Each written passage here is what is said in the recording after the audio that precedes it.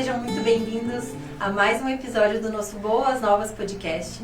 Hoje, com uma presença incrível, o nosso diácono, mais conhecido como Pedrão, faz parte de muitos domingos e sábados meus e de muitas famílias rio-mafrenses. E hoje eu pensei em conversar com vocês um pouquinho sobre a família. Como está a sua família? Como está a sua relação com a sua família? Já parou um pouquinho para pensar e para refletir sobre isso? Enquanto eu refletia sobre esse episódio, eu pensei, quem mais poderia falar sobre Deus e família, que senão o nosso querido diácono, que é pai, é marido, avô e, ao mesmo tempo, celebra algumas missas e está sempre com uma boa palavra de Deus, que eu particularmente admiro demais. Seja muito bem-vindo ao nosso podcast, e eu gostaria que o senhor primeiro se apresentasse, fizesse uma breve história da sua vida, e depois seguimos no nosso roteiro. Olha só, então um oi para todos vocês que acompanham aqui, esse importante programa, vamos dizer assim, esse podcast, que chama, eu não estou muito acostumado a falar isso, mas enfim, a todos vocês que acompanham atentamente essa boa notícia, boa nova. Evangelho quer dizer boa nova. Boa nova, exatamente. Exatamente. Daí veio o nome. Exato, por isso que veio. Antigamente, quando um rei tinha uma vitória grande, ele mandava um dos seus soldados e ele chegava gritando na cidade: Evangelho, Evangelho.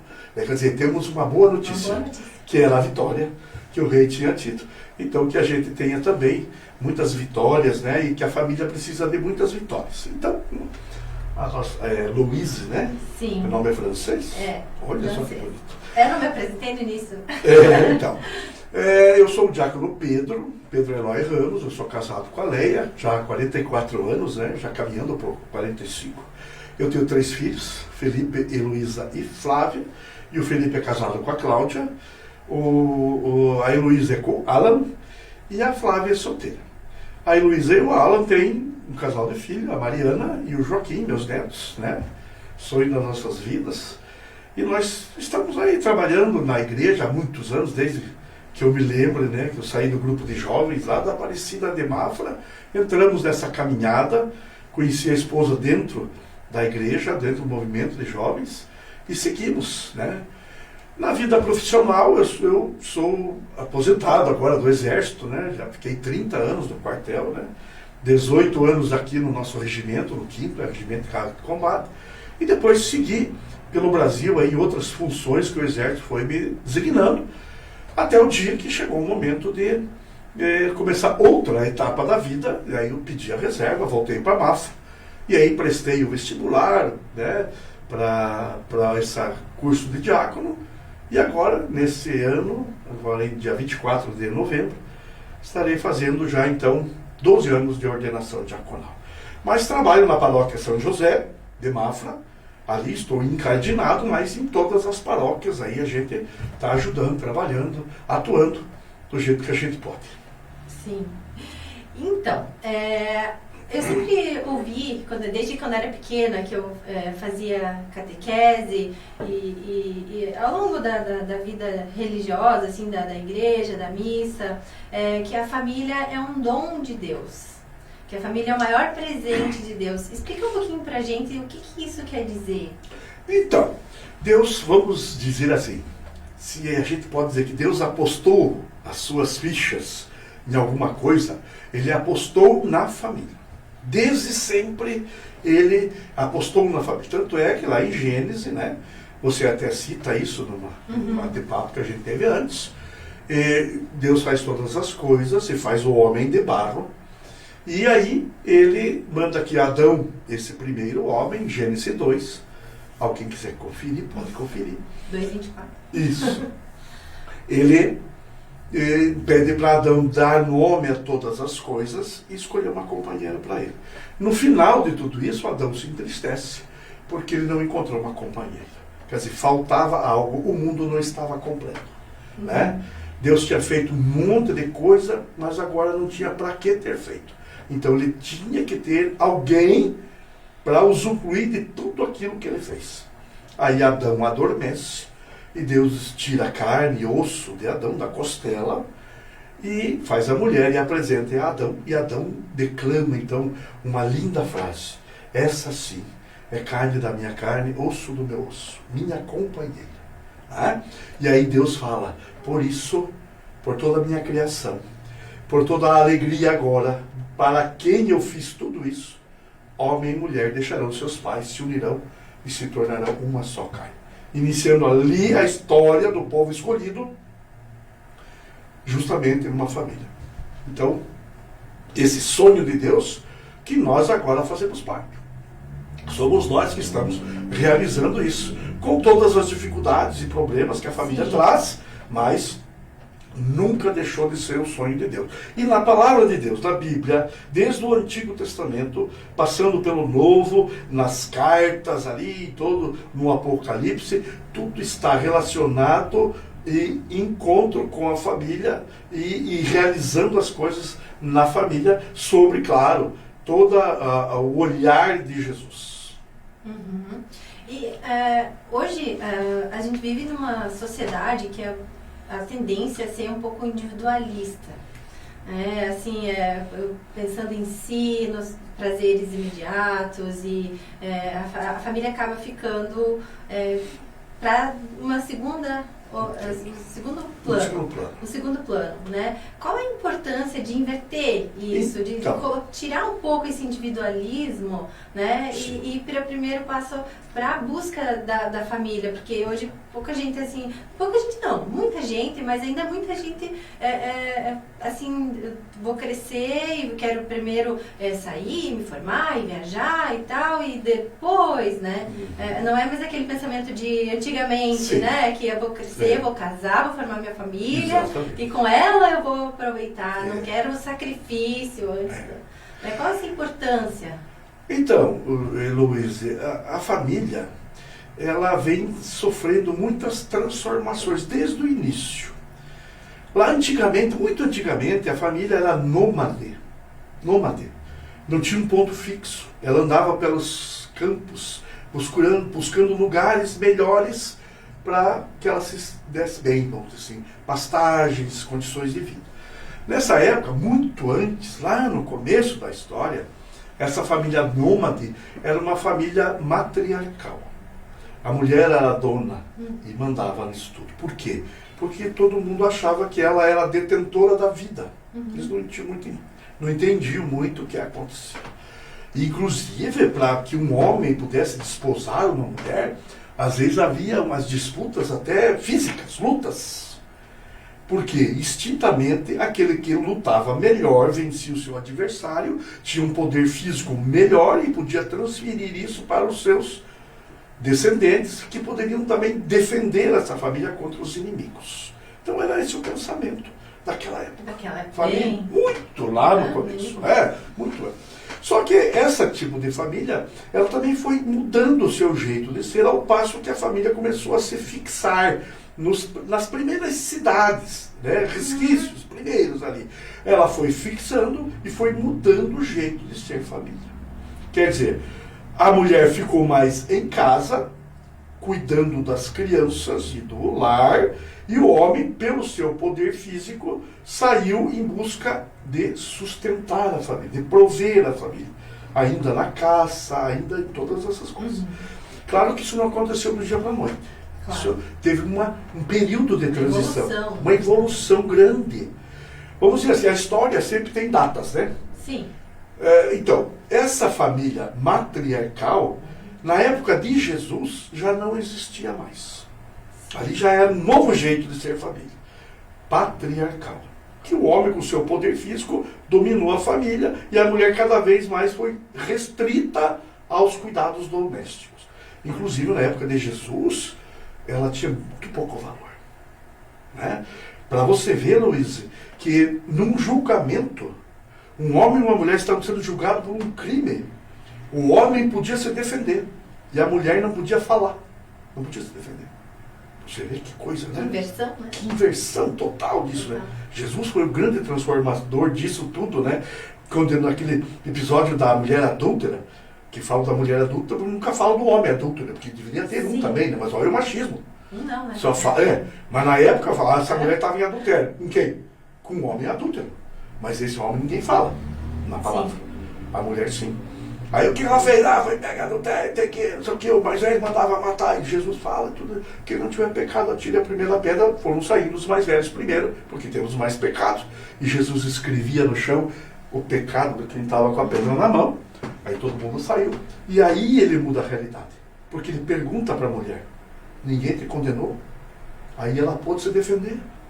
Isso era impossível para a época. Né? Para a época. E ela disse, não, uma palavra só. Mas que mudou toda uma realidade. Né? E aí, claro, a família patriarcal, nós ainda somos, essa foi caminhando para a história. Já existe um fim da família patriarcal. Para a história já tem uma data, que é a Segunda Guerra Mundial, o final da Segunda Guerra Mundial. Ali, a família patriarcal, já para a história não existe mais. Mas nós sabemos que isso tudo é uma evolução que vem caminhando. Então nós vivemos um período de transição. A família está tendo uma transição. Né? E nesse período, como as mudanças são muito rápidas, há muitas coisas que evoluem de uma forma assim tão espantadora que a gente fica até assim. Por exemplo, na época ali até os anos 60, uma família muito repressora, né? Até a violência era muito tempo usada, até mais tarde um pouco também, mas teve umas revoluções, a juventude, né? Os próprios, a cultura, Revolução Cultural, toda uma cultura, apareceu tantas coisas, as músicas, o rock, os Beatles, o Rolling Stones, os grandes festivais, o Woodstock e tantas outras coisas que eu era criança e um pouco adolescente, vivia essas transformações.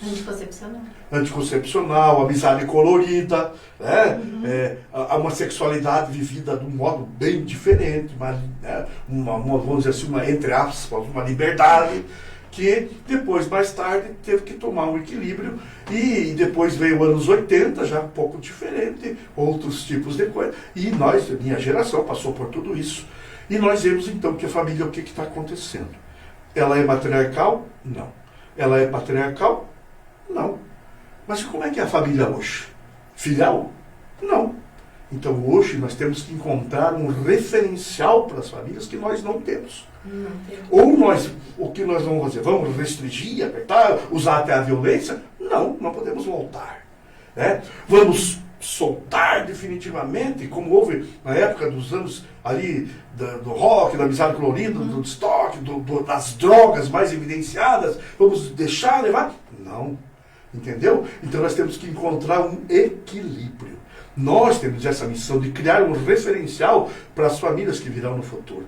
Portanto, a nossa posição no mundo nessa época é vital e de importância. Porque nós estamos criando esse referencial com todas as dificuldades que nós temos. Né? Com todas as lutas que nós temos e temos que ser firmes. Quer dizer, pegar coisas boas do passado, porque muitas coisas são boas, e aplicá-las aqui agora, nesse novo jeito de ser família, né? Mas com coragem, com força, né? Com determinação, porque nós estamos nesse plano de Deus, e o plano de Deus é que a família seja a grande transformadora do mundo, e nós agora estamos com esse papel.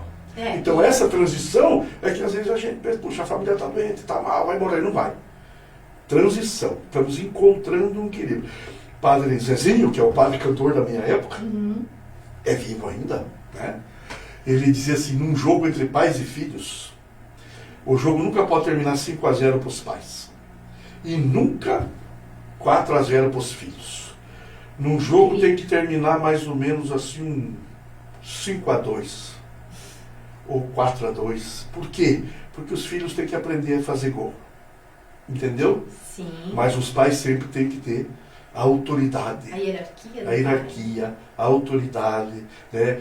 A vida que ensinou. Mas também tem que ouvir o filho, né? Na sua mudança, na sua versão do mundo de hoje. Então essas palavras são sábias. Sim. E nós temos que encontrar esse equilíbrio nas famílias de hoje. Até porque a gente sabe que a população hoje não está mais feliz do que antigamente.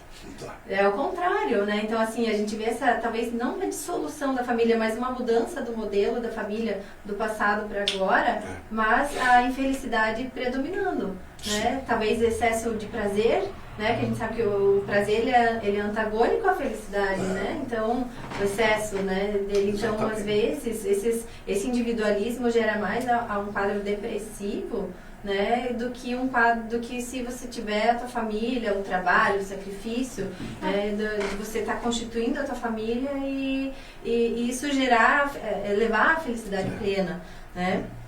Eu vejo nessa transição que nós estamos vivendo, né, que muita coisa mudou em relação, por exemplo, a posição da mulher em relação à família.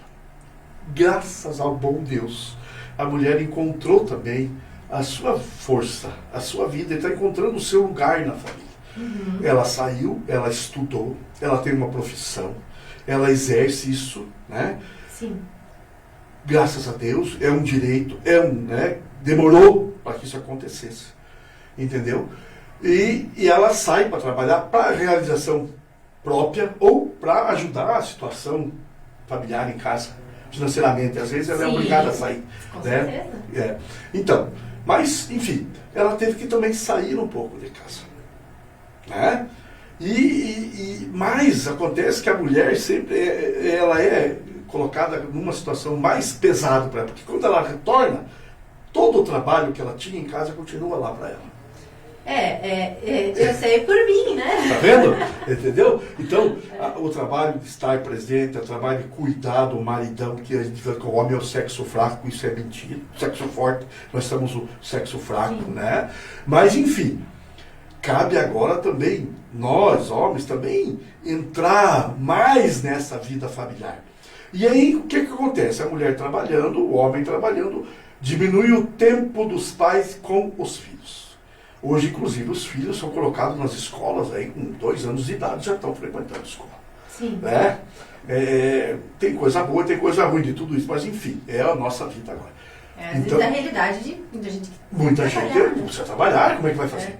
Né? Sim. Então, a gente entende tudo isso. Agora, não temos mais quantidade de tempo, então temos que ver o que estamos fazendo com a qualidade do tempo que temos em casa na família. A gente sabe que não é quantidade, é a qualidade. É a qualidade que importa. Mas você veja só, um dos grandes erros da família de hoje é o isolamento. Nós nos isolamos, inclusive dentro de casa. Dentro de casa há um isolamento. Os filhos chegam, cada um vai para o seu quarto, joga as coisas lá. E cada um se fecha no seu mundo, TV, no tablet, no celular, na internet, essas coisas aí que estão aí. A esposa também correndo lá, querendo fazer os seus afazeres, porque sabe que no outro dia ela tem que sair cedo. Individualismo. O maridão chega em casa, se atira no sofá, porque o chefe, porque o empregado. Trabalhei o dia inteiro, tem direito. Tem direito. E aí, cada um tentando fazer as suas coisas, e daqui a pouco anoitece, daqui a pouco amanhece, e acaba aquilo construindo um muro entre os membros da família. E aí se separa, e separados somos frágeis. Nos fragilizamos. E até os filhos, às vezes, claro. Olham aquele padrão e pensam, por que eu vou constituir uma família para ser isso? E acaba que a sociedade inteira, com essa dissolução da família, né? O que o senhor acha que a sociedade pode perder junto? Sim, a sociedade perde muito, porque é na família que as coisas se realizam. A família é força. Força! É ali que sai o bem e o mal. Eu sempre falo, o maior bandido do mundo já foi uma criança inocente. Ninguém discorda disso. O que aconteceu? Durante essa caminhada que se tornou o maior bandido do mundo, né? A família teve grande porcentagem de influência. Né? A falta da família, a falta da presença do pai e da mãe, mesmo em pouca quantidade, mas não teve nem qualidade.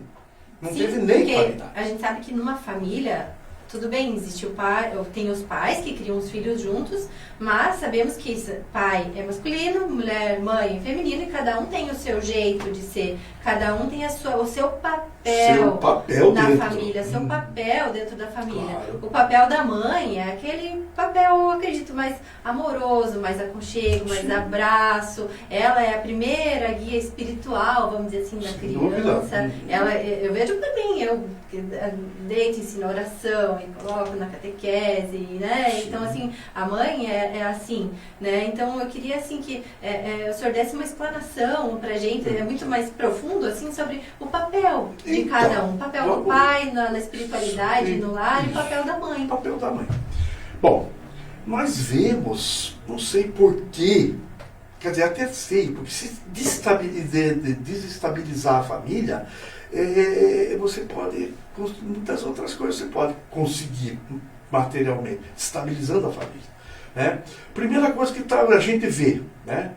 Nós estamos desestabilizando o masculino. Entende? Desconstruindo, Desconstruindo, né? Seria a palavra mais correta, obrigado. Desconstruindo o masculino. Né? Sei lá, por quê? Claro, para tirar a liderança. Porque a família precisa da liderança do pai e da mãe. Eu vejo os filmes, às vezes, de heróis dos meus filhos, eles estão assistindo o herói, o padrão do herói não é mais o herói. Né? Então, então essa desconstrução é algo assim que a gente vê como um ataque à família. Um ataque até na função daquele líder que estava ali, ser o líder da família. Que é o papel do pai. Papel do pai, da liderança. Da força. Da força. Outra coisa que nós nos confundimos muito nessa época, por medo do autoritarismo, perdemos o valor da autoridade. Sim, eu estava numa missa onde o senhor falou exatamente isso. Tá vendo? E eu prestei atenção e eu achei fantástico. Então, fala um pouquinho pra gente. Pois é. Então, porque autoritarismo é algo ruim, é péssimo. Não devemos ter autoritarismo. O autoritarismo se consegue com violência, com desprezo, né? Sei lá, com tantas coisas. O senhor até na missa citou aquele episódio da Bíblia do Jesus que se perdeu e os pais. Porque a autoridade é dada ao pai e à mãe por Deus. E deu a Maria e a José para criar o filho dele. Ele não ia colocar dois bobalhão para criar o filho dele. Ele colocou duas pessoas que tinham autoridade. E eles exerciam autoridade. Da correção, da disciplina. Claro, da correção, porque Jesus veio viver em tudo 100% homem, 100% Deus também. Mas nessa 100% homem, ele foi construído dentro da família. Na educação que José deu, o referencial de pai, e Maria, referencial de mãe. Com autoridade. Tanto é que quando ele se perde no templo, na caravana, que a gente fica pensando, se fosse hoje, né, é um problema, não tirar o pátrio poder. É que naquela época era assim, os homens andavam na frente, né, as mulheres atrás da caravana. Um pensava, José, Jesus está com a mãe, é menino. Maria, Jesus já é um homem, está com o pai. Caminharam, quando se encontraram, viram que não estava. Voltaram, olha a angústia, imagina. Chegaram lá, Jesus estava no templo. Por quê? Porque eles ensinaram, qualquer problema vá para o templo. Não foi por conta dele. Sim. O pai e a mãe tinham ensinado para ele. Sim. Entendeu? Lá ele conversava, porque a mãe tinha feito a doutrina, a catequese, ensinado a história do povo de Israel. Maria era inteligentíssima, poucas mulheres sabiam ler e escrever. Maria sabia, porque ela foi criada no templo, sabia tudo isso aí. José, homem íntegro, um judeu completo, porque ele é chamado de justo. Só era chamado de justo quem era íntegro. Em tudo. Tanto na vida profissional como na vida religiosa, espiritual. Então, ensinar. Quando Jesus chega lá, Maria chama a atenção dele. A gente fica pensando que Maria, coitadinha. Não, ela chamou a atenção. Não faça mais isso. Né? Você quase matou nós no coração. Né? Então, bora para casa, não me faça mais isso. E o que diz a Bíblia? Ele os seguiu e era submisso. Jesus obedecia o pai e a mãe, dando exemplo para nós todos. Agora, eles tinham autoridade. Maria não baixou a vara de marmelo no Jesus porque tinha acontecido aquilo ali. Não, ela só falou com autoridade, né? Séria, né? Cabeça erguida, ensinou, não faça mais isso. Entendeu? José também, você não para, ele não fala, mas tenho certeza que ele também diz, olha, não faça mais isso, não faça, sempre colado na tua mãe. Então essa autoridade, que às vezes agora está sendo desconstruído, colocando um homem assim que não tem mais essa autoridade em casa. Né? Tantas outras coisas. Então perde o valor. Quer dizer, o homem tem que ter esse valor, de ser o líder, de ser aquele que está ali comandando a família. Claro que tudo junto com a esposa. Nada superior à esposa. Porque a mãe também tem seu papel. Quando eu falei no início que a mulher foi feita da costela e carne do homem, e você é médica, você sabe. Se eu estiver errado, me corrija, sem nenhum problema. A costela no corpo humano serve para dar sustentabilidade e proteção nos órgãos vitais. Exatamente. Confere? Confere. Olha a função da mulher na família. Entendeu? Da sustentabilidade, se eu não errei a palavra, e proteger os órgãos vitais, quer dizer, os seus membros da família. Esse é o papel da mulher. Isso não é tirado. Nem que ela saia trabalhar, né? Que ela saia. Isso é de Deus. Já no início da criação da mulher, ela foi criada para isso. Por isso que foi tirada da costela. Tem gente que fala, não, que é para andar ao lado do homem, não foi tão perto, não tem nada disso. Ela foi tirada para dar proteção e sustentação à família. Né? Então esse é o grande papel da mãe. Né? Junto com o pai, ter essa liderança sobre a orientação dos filhos em tudo. Espiritual e material. Né? Temos que educar nossos filhos também para não querer só ter. Né? Para mais ser do que ter.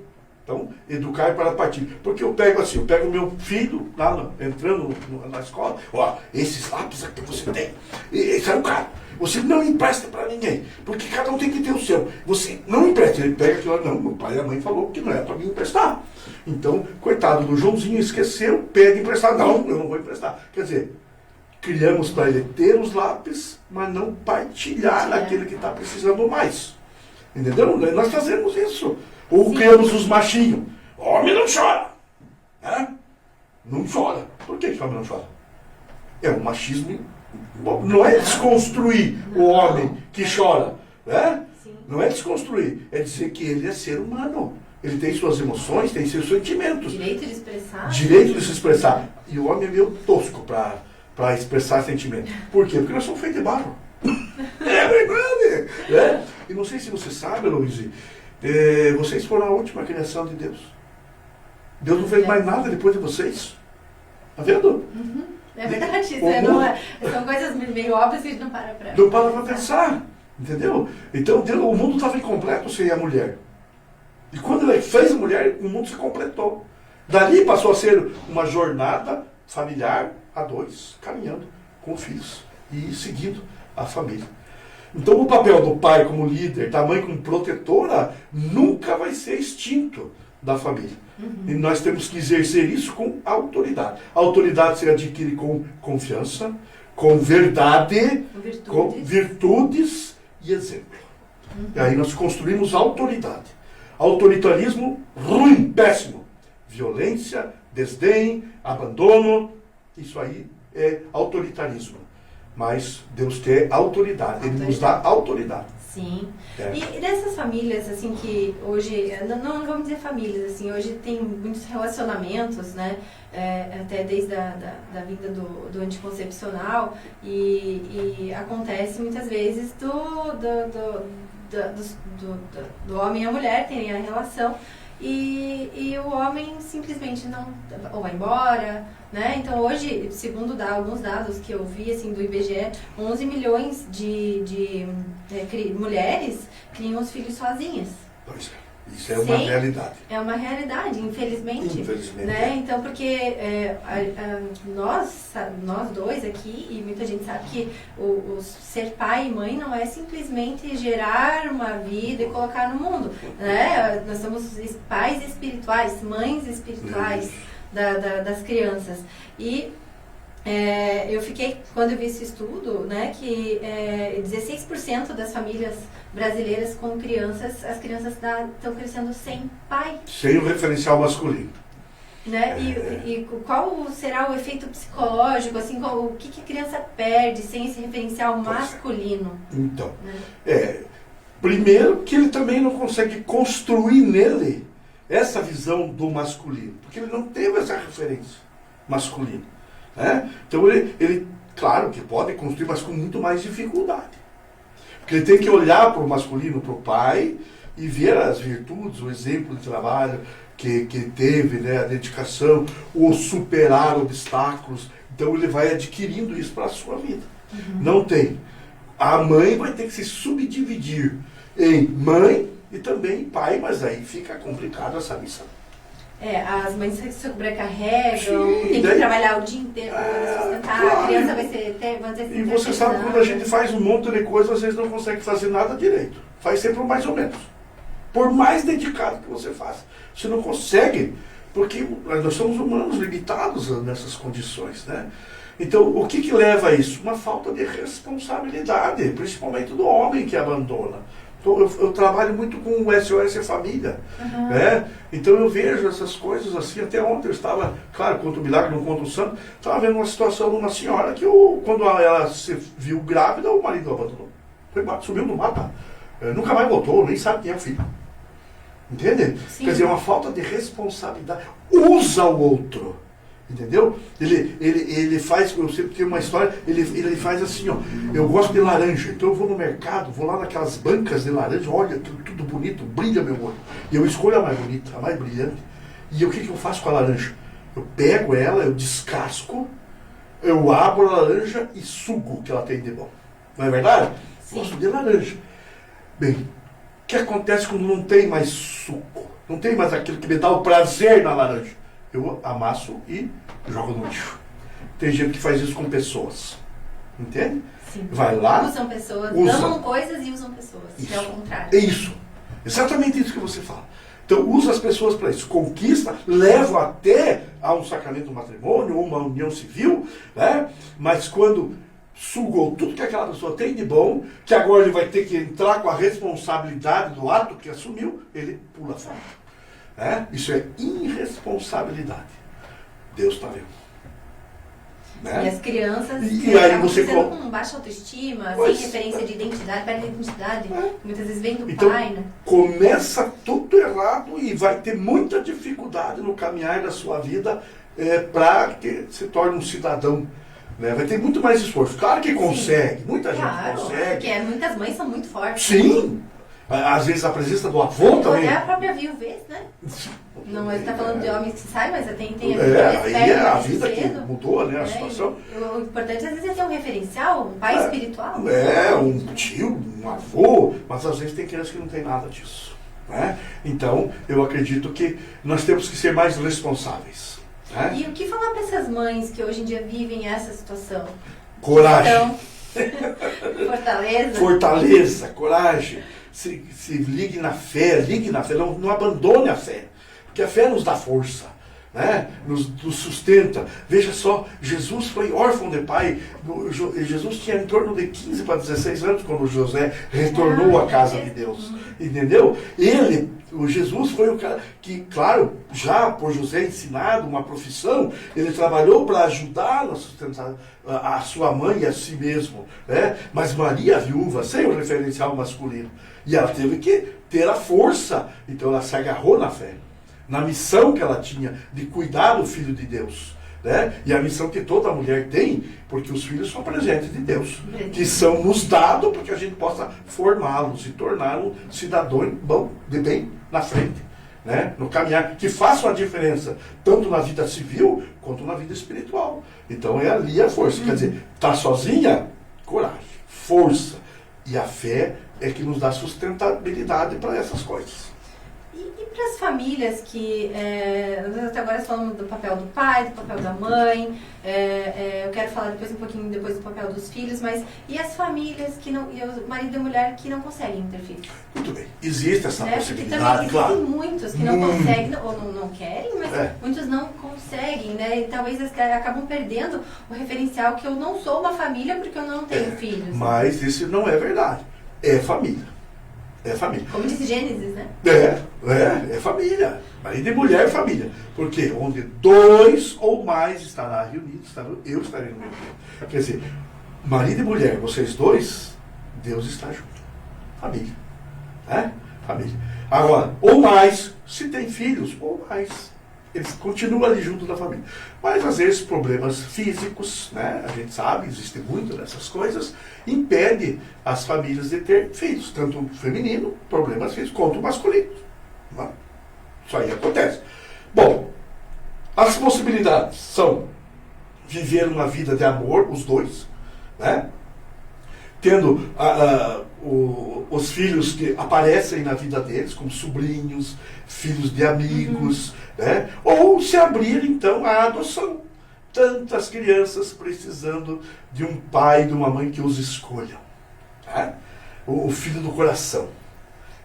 Precisando de amor, precisando de amor, porque de carinho. essas crianças que nascem sem, que crescem sem o referencial do amor, do aconchego, do amor materno, né? E nem paterno, né? Que são depositadas, é claro, existem essas entidades, graças a Deus que existem, né? Que acolhem essas crianças que não têm esse referencial, mas sempre na busca de que alguém com coragem, né? Vá à busca dessas crianças, né? É um amor assim que na adoção, um amor assim que eu acho que é uma coisa extraordinária. Que você olha assim, você vê, você, né, já sabe que aquilo ali é por relato de muitos pais, né, que encontram assim essas crianças e os adotam, os levam para a sua vida, né, formando, dando condições e, claro, mudando o futuro daquele adotado e também o futuro deles. Deles mesmos, né? E deles mesmos, que agora se sentem com essa missão cumprida de ter seus filhos. Agora, aqueles que não têm, que não se sentem encorajados à adoção, vivam a vida de família como casal. Ser para o outro. É isso que a família exige. E para Deus. E para Deus, claro. Mas se você é para o outro, o Deus está no outro. Sim. Né? Então, a gente às vezes vai para o casamento para ser feliz. Erro. Erro grave. Porque se eu quero ser feliz, eu vou ser. Às vezes na custa da felicidade do outro. Eu subo a escada e não interessa o degrau. Eu quero a felicidade para mim. Entende? A laranja. Quero a felicidade. Tudo que é bom e o resto. Eu resto jogo fora. Então, no casamento, você para fazer o outro feliz. E com o outro estar feliz, eu me torno feliz. Entende? E aí constrói a família. Né? Constrói a família nesse buscar a santidade familiar. Que é o sonho que Deus coloca em todos nós, dizendo assim, faça-se a vontade de Deus. A vontade de Deus é a busca da santidade. Só, para todos. E essa é a verdadeira felicidade, a que dura, né? Não é aquela felicidade do pico da dopamina. A pseudo-felicidade, né? Que é momento só, né? Sim. Que a gente adquire nessa caminhada. Mas a gente tem, claro, ter esses momentos felizes, mas em busca sempre da felicidade maior na vida eterna, na vida plena. Né? E a família está ali para nos colocar nessa missão, né? Do outro de fazer mais santo e eu fazer o outro mais santo, e os dois fazendo os filhos mais santos, e os filhos também nessa caminhada de buscar a santidade dos pais. E nessa caminhada dos filhos, na família, a gente falou o papel do pai, do papel da mãe e os filhos. Então. O papel dos filhos nessa, né, eles têm, hoje em dia têm direito a tudo, não querem que os filhos sofram, querem blindar, né, mas isso a gente sabe, já está vendo, né, que os efeitos que estão acontecendo nas crianças, muito né, grave, né? Crianças já em depressão de pequeno, hiperatividade, que hoje tem tanta hiperatividade, né, que não como tinha, virou isso, né? Como chegou nesse patamar, né? Pois é. Os filhos, os jovens, são grandes observadores. Eles sempre estão nos olhando. Sempre. Né? E eles, hoje, mais do que nunca, eles têm uma opinião. Por causa das informações, de tudo que eles vivem. É muita informação. É muita. Até no colocar eles mais cedo na vivência social da escola. Né? Ele aprende muita coisa. Ele aprende. Então, vamos dizer assim, antigamente, um pai dizia não e não precisava justificar. Se você questionar, era capaz de levar um tapa. Então não precisa questionar. Então era o medo que orientava muito a família. Hoje você fala não, o filho pergunta por que não. E você fala não, porque não. E ele diz porque não é resposta. Entendeu? Ele tem algo a dizer. E você tem que dar uma resposta que convença. Eles são muito questionadores. São muito questionadores. Desde bebê, eles ficam testando a gente. Ele quer estar no colo. Você põe no berço, ele chora. Você pega no colo, ele já sabe. Então, se me pôr aqui eu chorar, eu vou voltar para o colo. Então, eu vou chorar. E, às vezes, sem experiência, a gente não deixa o bebê chorar um pouquinho no berço. A gente já pega ali e fica ali. O que será que está vendo? Está com dor? Não está. Já dá comida, tira roupa, põe banho. Já está testando a gente. Desde sempre eles testam a gente. Eu acho que até dentro do ventre materno, ele já fica conhecendo o ambiente familiar. Se ele está sendo esperado, se não está, se está sendo rejeitado, se os pais estão de bem, se estão brigando, ele já sente todas essas coisas externas já no ventre materno. Mas enfim, os filhos grandes observadores. Eu sempre digo, o filho tem que observar o pai e a mãe e sentir vontade de ser família. Olha a grande responsabilidade. Muita. Né? E ele tem que ser o papel de, porque eu sempre digo também assim, ó, Deus sabe o que faz, entendeu? Ele coloca pai e mãe na vida dos filhos, mas às vezes ele põe filhos na vida dos pais. Porque eles ensinam muito. Ensinam muito, com essas coisas que estão aprendendo hoje, mas veja só o que aconteceu comigo aqui na nossa cidade. Uma professora, fazendo um teste de mestrado, fez uma pergunta para os 30 alunos delas. Qual é a maior dificuldade que você encontra na família? Era para responder em forma de redação. Eles escreveram. Ela anotou nas respostas que mais de metade escreveu de forma diferente a mesma necessidade. Ela comentou com a orientadora da tese, da pós-graduação. Ela disse, puxa vida, é mesmo, mas parece um universo tão pequeno, 30 alunos, né? O que você acha de nós estender essa pergunta para todo o colégio? 1000 alunos. Falaram com a direção, os professores aceitaram, acharam muito importante, também em forma de redação, de crônicas, assim, para aproveitar aquilo ali no currículo, na grade curricular da escola. 60% respondeu também de forma diferente a mesma necessidade. Qual foi a necessidade? Sabe que é um tênis, um tablet novo, um celular, né? Desses que você compra um último tipo hoje, amanhã ele já está obsoleto, já tem um melhor. Todo ano lança de já estão lançando. E só não lançam antes porque tem que vender aquele primeiro, né? Porque já tem tudo algo mais sofisticado. Não foi nada disso. A maior dificuldade deles era a falta da presença dos pais na vida deles. Essa foi a dificuldade. Aí eles sabiam que eu falava para pais, assim, me chamaram, eu peguei e li. De barbaridade. Uma reunião de pais eu fui lá no colégio. Levei algumas que eu escolhi. Né? E li, ó, seus filhos escreveram isso aqui. Olha só o que ele escreveu aqui. É o teu filho? Não sei como é que é o teu ambiente familiar. Mas alguém eles o chapéu vai servir para quê? Alguém vai servir. Nós fizemos na Pastoral Familiar, eu fui o presidente do Conselho da Criança e do Adolescente em Mafra há muito tempo. E nós fizemos um trabalho conjunto e fizemos também essa questão. Nos colégios de Mafra, perguntando para os jovens escreverem. Né? A família deles, os desafios. Né? Então as crianças eram pequenas, essas eram desenhos. Os mais velhinhos, desenhos e frases. O pessoal especial, desenhos sobre a família. Ali o ensino fundamental, o primeiro ali, né? O médio, fundamental já redações, e o médio, e a universidade, crônicas e poesias, sobre o relato. Nós esperávamos uns 2.000 trabalhos, veio 8.000. 8.000 trabalhos? 8.000. O que nós fizemos? Dividir entre a pastoral familiar e os membros do Conselho de Direito, e escolham alguma coisa. Não um livro urubu que só vê carniça, né? Tem gente que só vê coisa ruim na vida, né? Eu disse, eu quero um livro que apresente uma realidade do que eles escreveram. Aí veio. Uma realidade que vai ajudar. Também. Que vai ajudar. Eu disse, puxa, veio aquele material tão importante, o que nós vamos fazer com isso aqui? Nós conseguimos patrocínios e fizemos um livro. O Desafio de Ser Família. Tudo era o que as crianças escreviam. Fizemos uma justificativa, porque nem não corrigimos os erros. Claro, orientado pelo promotor público da época, que a gente podia pôr nomes. Né? Ali, no nome a gente só tirou o nome e colocou reticências, para não identificar ninguém. E fizemos aqui. Olha, foi impressionante. Né? O que eles escreveram, coisas excelentes, coisas boas, famílias de pais que se separaram, mas conseguiram novas uniões, que estão construindo família muito prejudicada por vícios, do álcool, da bebida, do jogo, e famílias que se encontraram dentro de uma realidade, pai e mãe ali na luta do dia a dia. Essa família que tem que matar 2 leões por dia, porque um só não chega. Então, fizemos isso. Esse livro, inclusive, no primeiro encontro nacional do Conselho de Direito da Criança, foi em Porto Alegre. E não sei como é que eles descobriram esse livro, foi premiado lá como uma das iniciativas para descobrir o real dificuldade que os crianças e adolescentes têm na família, para que se possa desenvolver políticas públicas para combater tudo isso. Como é que é o nome do livro? O Desafio de Ser Família. Isso.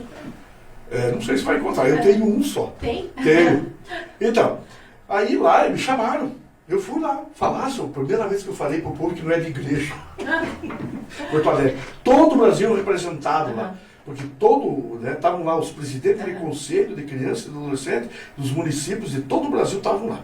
Aí eu fiz uns planeios, inclusive nós tínhamos alguns livros, aquilo foi vendido e o dinheiro foi para o FIA, Fundo de Adolescente, da Criança e do Adolescente, para aplicar em políticas públicas nessa realidade.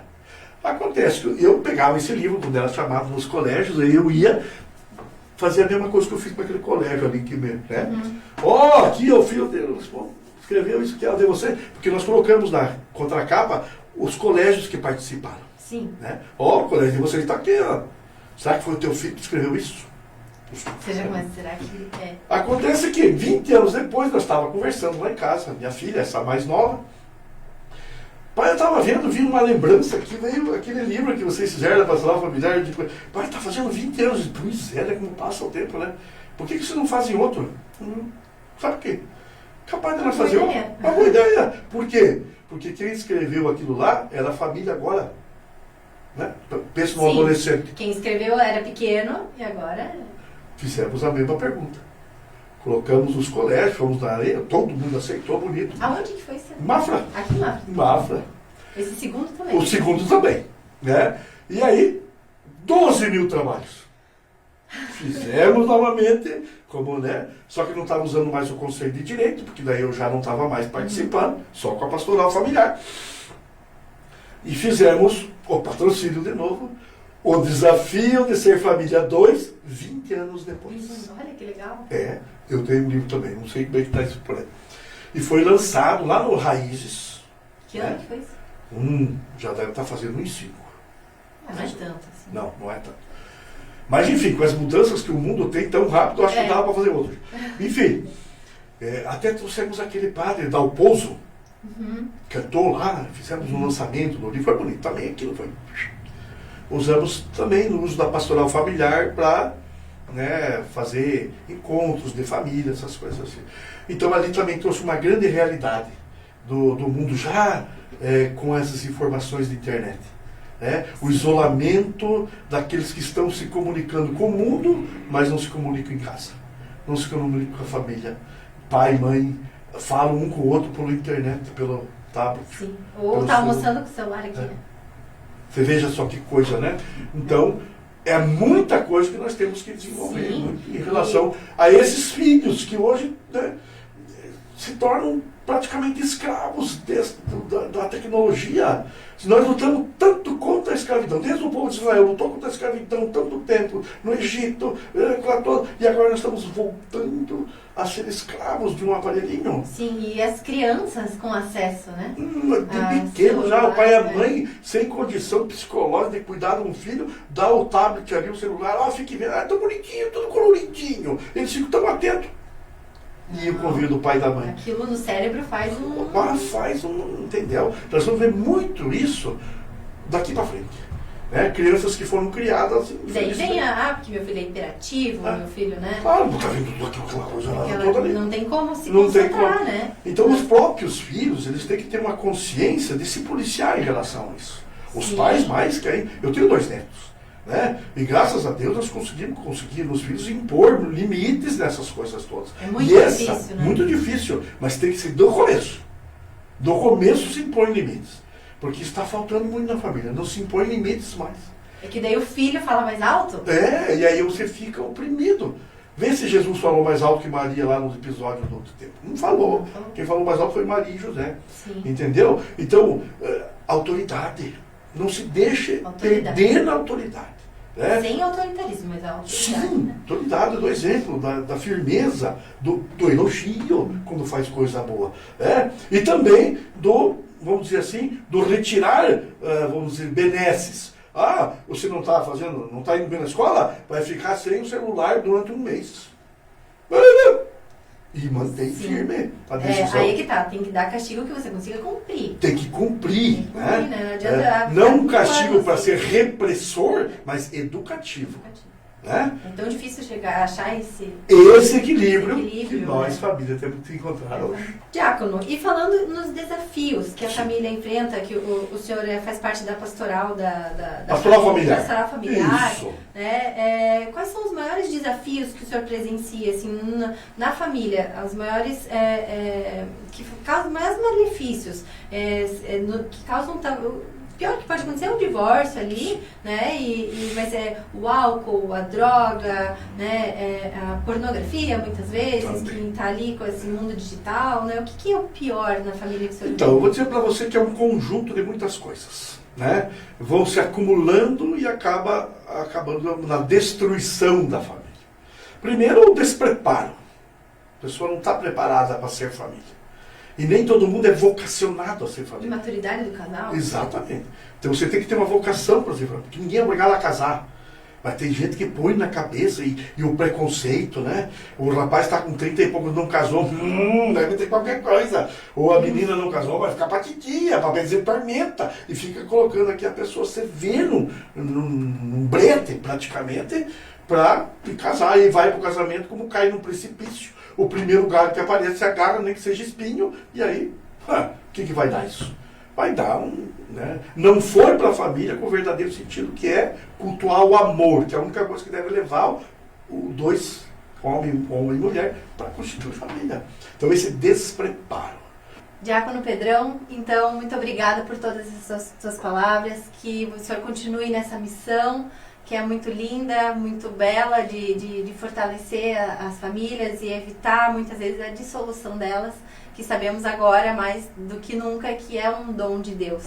E como mensagem de encerramento, eu gostaria de deixar uma frase de impacto para todo mundo refletir, que eu li essa semana para preparando o episódio, que diz: famílias fortes geram filhos firmes, e filhos firmes transformam o mundo. Até mais, pessoal. Até a próxima. Fiquem com Deus. Tchau, tchau.